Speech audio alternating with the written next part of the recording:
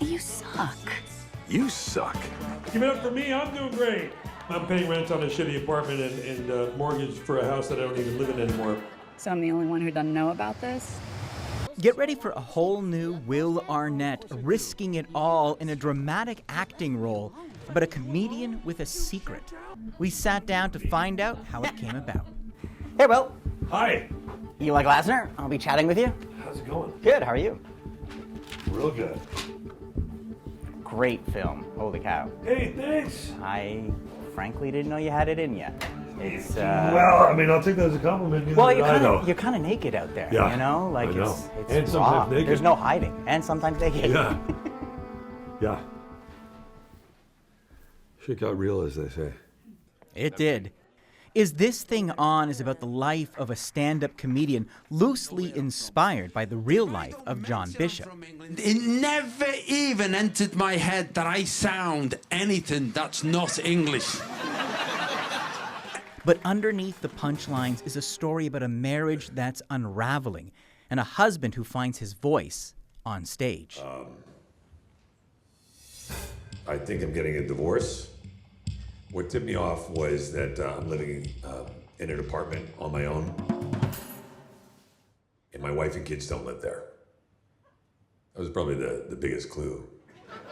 All right, well, talking about no hiding, I want to start by just talking about this full circle moment, because I'm thinking of the young Will who went out to New York City, Strasbourg, going to be a serious actor, all of that, and then your life takes a different kind of path. You've got this undeniable funny bone, and now here you are in a dramatic role set in New York City. If you told 1990s Will about this, would he believe you?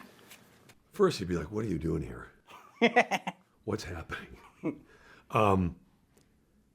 Yeah, it's a lot of things. It's a dream come true, and it's a dream forgotten come true, a buried dream, if you will. I left Toronto for New York in 1990, and I went down and went to Strasbourg. The way that I studied was with the intent of doing roles that sort of stretched me dramatically and that sort of thing. I didn't have any background in comedy. And a young agent at William Morris said, "You should talk to the people in our voiceover department." That voice and Arnett's sense of humor made him perfect for everything from scheming squirrels We gotta get those nuts. to the star of the Hollywood satire, BoJack Horseman, How do you feel? Awesome. and the ultimate self-serious superhero, Lego Batman. Don't you think it's time you finally faced your greatest fear? Snakes? No. Clowns? No. Snake clowns? Was there a moment shooting this film that you kind of stopped to think, I got here? Maybe not the way you expected, but now here you are. A million times. Yeah? Yeah. It wasn't lost on me, but I've never done anything this sort of stripped down, and it was terrifying for me in that way as an actor. Are you gonna be okay? I'm gonna be okay. I'll be okay. For Arnett, who'd been through a very public divorce, there were parallels in this project about Alex the comedian. For you, this is a kind of a radical turning point. Yeah, Alex and I were going through a lot of the same things, kind of in parallel paths in a lot of way. Part of what helped working with Is This Thing On director and friend Bradley Cooper. There's a scene near the end of the film where Alex goes on stage. There's a lot of tension built up to it. The club is filled with people and the crew and all these things. And Bradley follows me on the stage. And then he starts walking around me and he's saying, avoid me. And, you know, those are moments when you're really dialed in to that emotion, that it comes out in a way that's unexpected. And he drops the camera and we both stand there and in front of 200 people and just hug and cry for 5 minutes. That's beautiful. Yeah. From developing the film with Bradley Cooper, his old roommate turned director, Arnett's always used his close friends as a way to ground himself. Smart.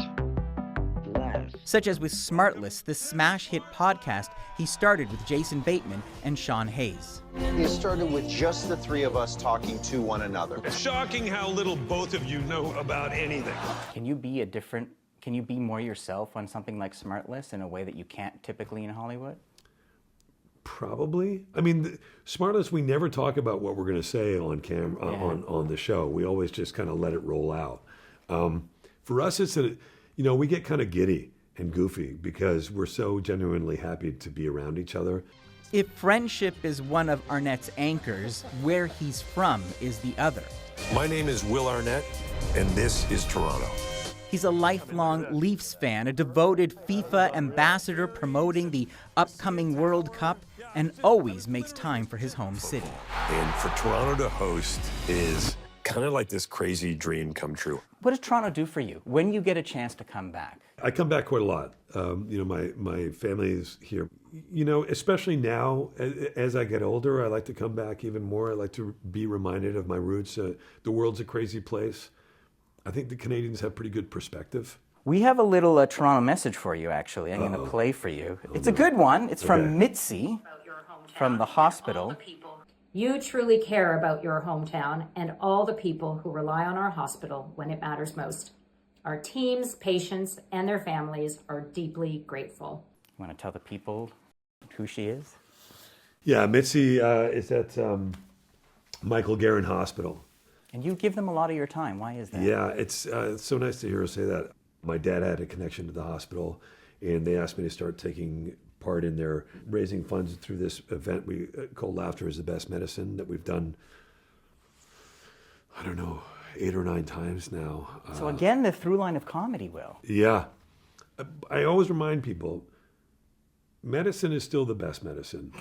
Right, okay. If you show up at a hospital and they offer you laughter, you should find another place to seek medical attention.